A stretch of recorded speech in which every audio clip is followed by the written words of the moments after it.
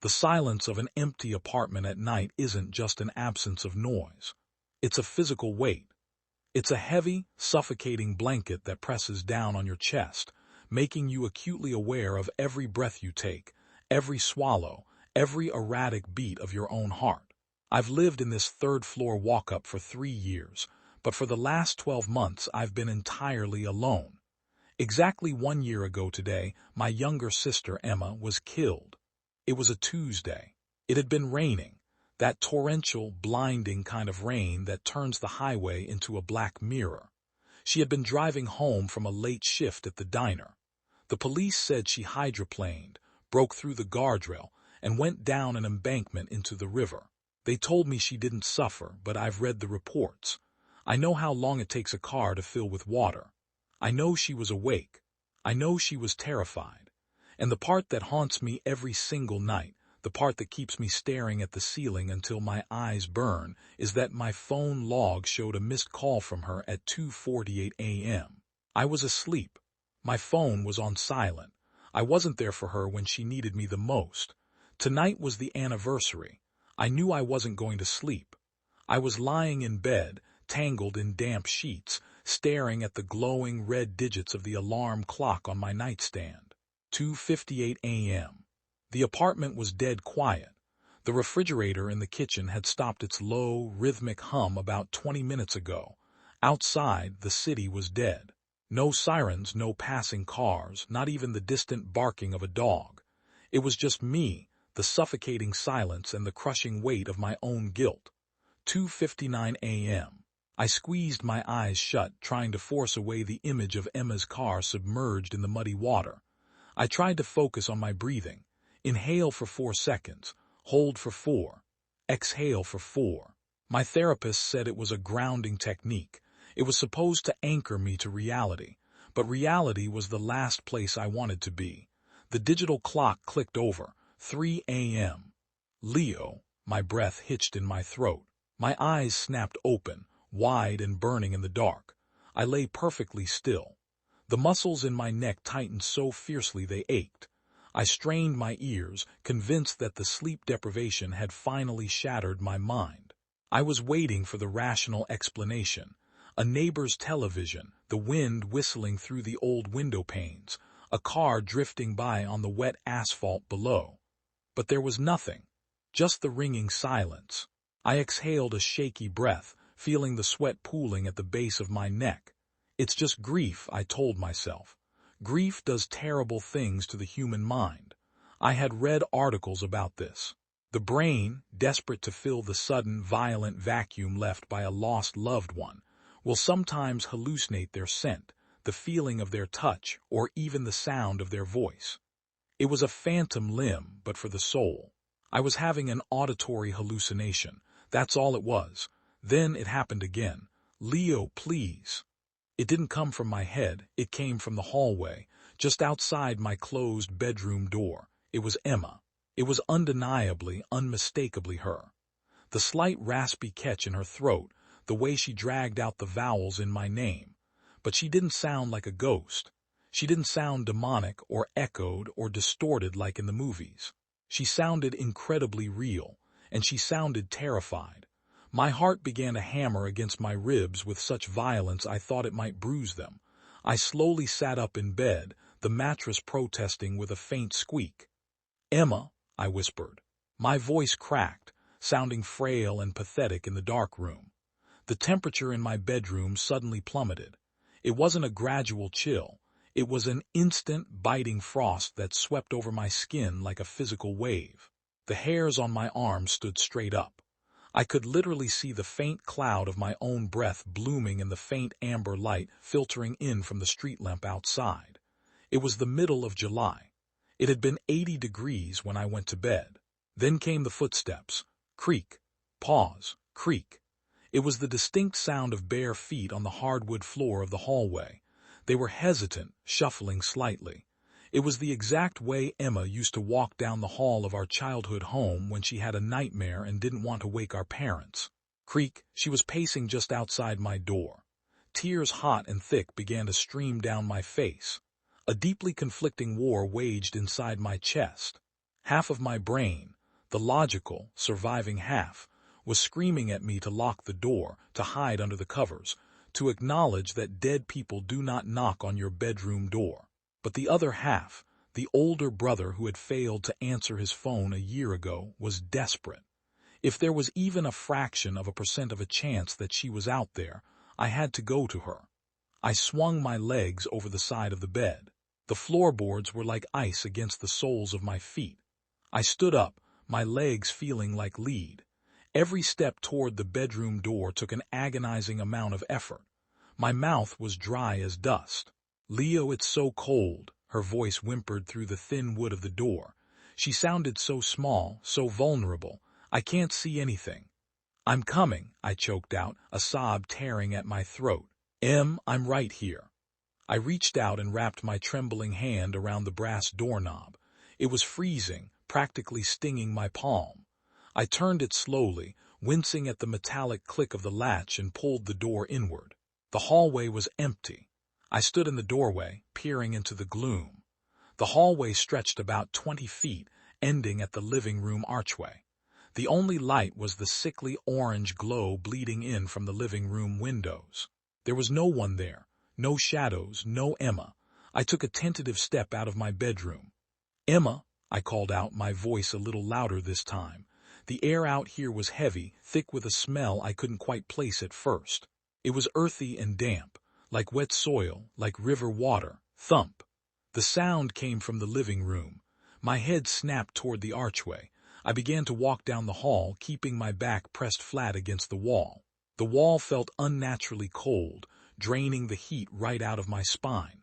Halfway down the hall was the bathroom door. I always kept it shut.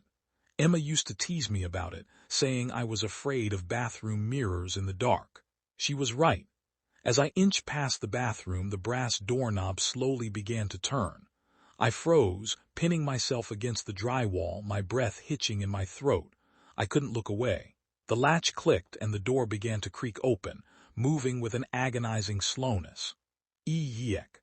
The rusty hinges shrieked in the silence. The door swung wide open, revealing the dark bathroom and the large mirror over the sink. I didn't want to look. Every survival instinct I possessed screamed at me to close my eyes, to run back to my room, to lock the door. But my eyes were drawn to the glass against my will. In the reflection, illuminated only by the ambient street light from the hall, I saw a silhouette standing in the corner of the bathtub. It was a girl. Her clothes were plastered to her body, dripping thick, dark liquid onto the porcelain. Her back was to me. Her dark hair hung in matted clumps down her shoulders. "Emma," I breathed, stepping away from the wall, drawn toward the open doorway like a magnet. The figure in the mirror slowly began to turn its head.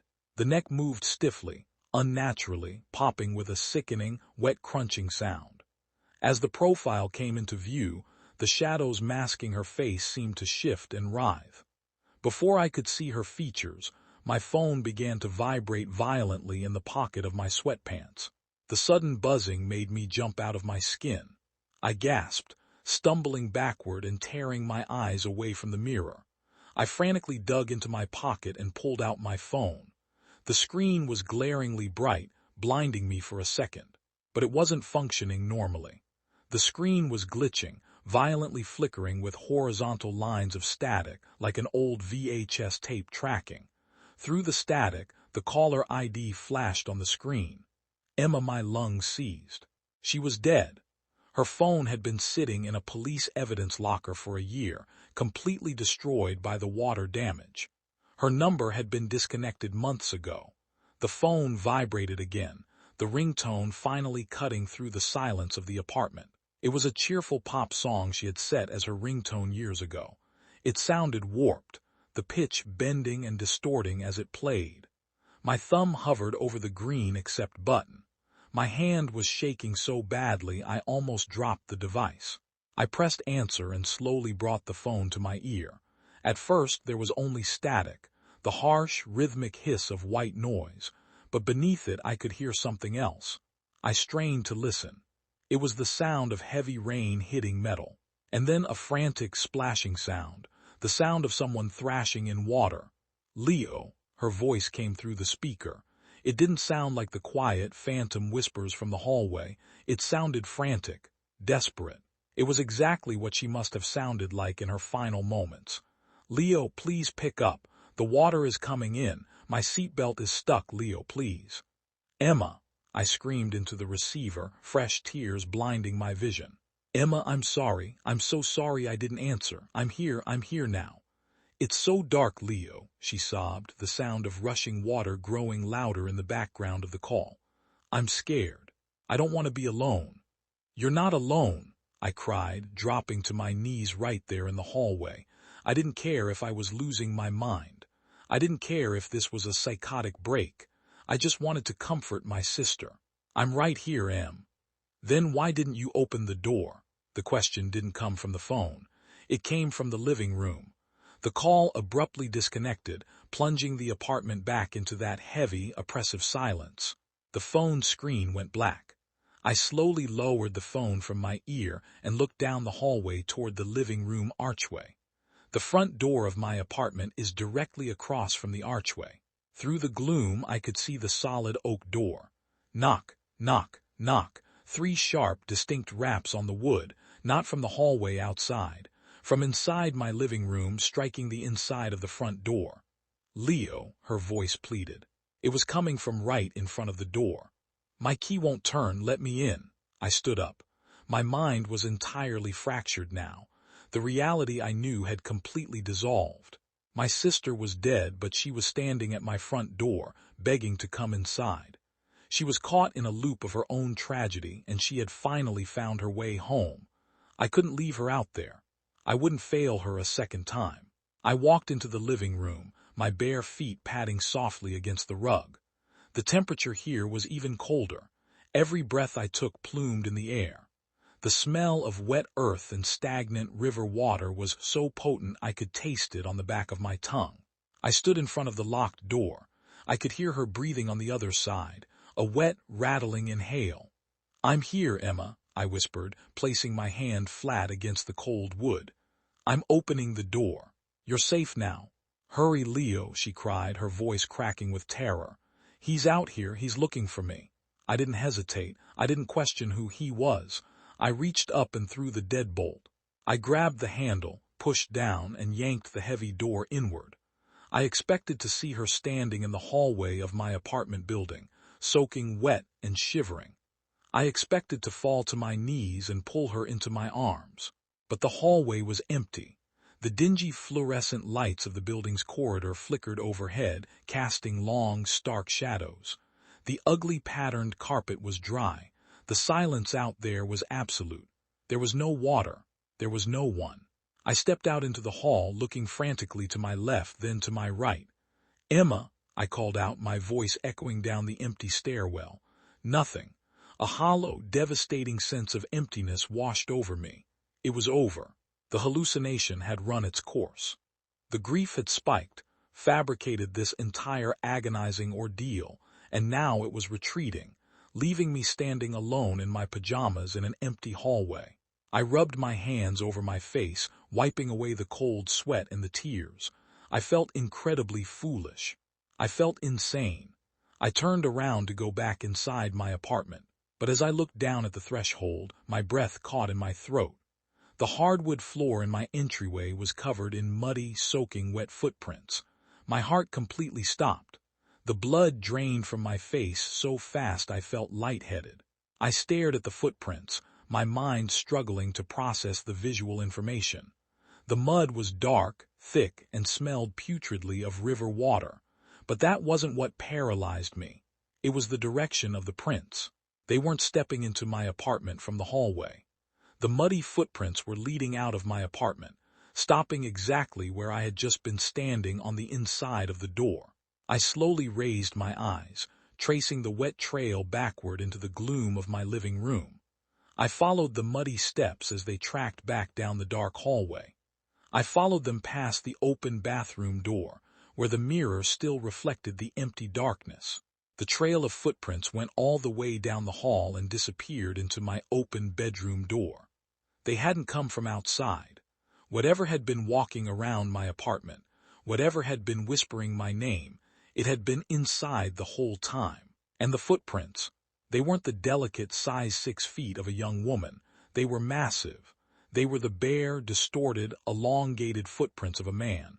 A sudden chime broke the deafening silence. My phone had lit up in my hand. I looked down, my hands trembling violently. I had a new voicemail. It was from Emma's old number. I pressed play, lifting the phone to my ear with a stiff, mechanical motion, never taking my eyes off the trail of mud leading into my bedroom.